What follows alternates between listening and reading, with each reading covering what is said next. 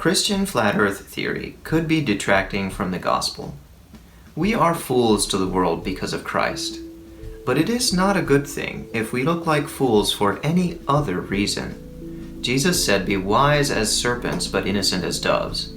If we give the world a legitimate reason to call us fools, we could be damaging our witness. So where does wisdom lead us, especially in light of the possibility that there's some demonic conspiracy deceiving the world? Let's get something straight. Satan is way more cunning and competent and powerful than any human government, but he is not all-powerful. He cannot mute the voice of God. Where do we hear the voice of God?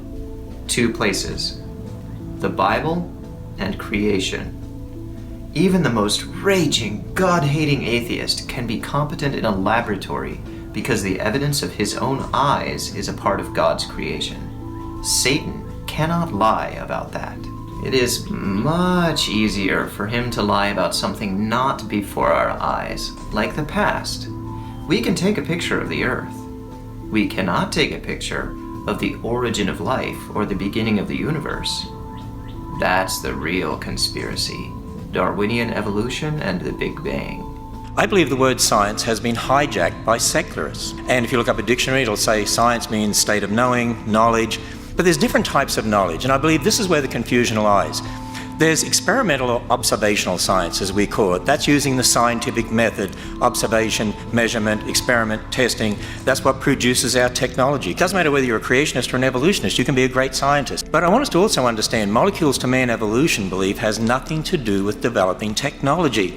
You see, when we're talking about origins, we're talking about the past. We're talking about our origins. We weren't there. You can't observe that, whether it's molecules to man evolution or whether it's a creation account. There's a difference between what you actually observe directly and then your interpretation in regard to the past. We agree how radioactivity enables that to work. But if you're then going to use radioactive elements and talk about the age of the Earth, you've got a problem, because you weren't there. We've got to understand parent elements, daughter elements, and so on. If you'd like to find out more about that, go to answersingenesis.org.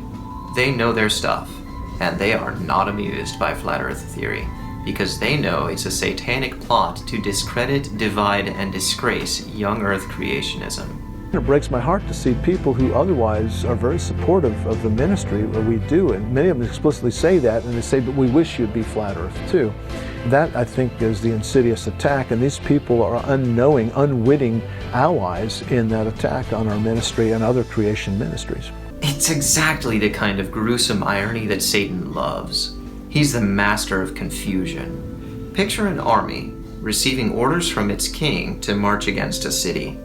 If you wanted to defeat that army without a fight, what more efficient or more entertaining way than to spread a forgery of the king's orders through the army, just similar enough to fool everyone, but different enough to spoil everything? I believe Christian flat earth theory is actually designed as a mocking parody of young earth creationism, a rude, insulting prank to get Christians playing who's on first like a bunch of clowns. I'm sure Satan is rolling with laughter. For a moment. It will be a very brief moment. He always underestimates the king.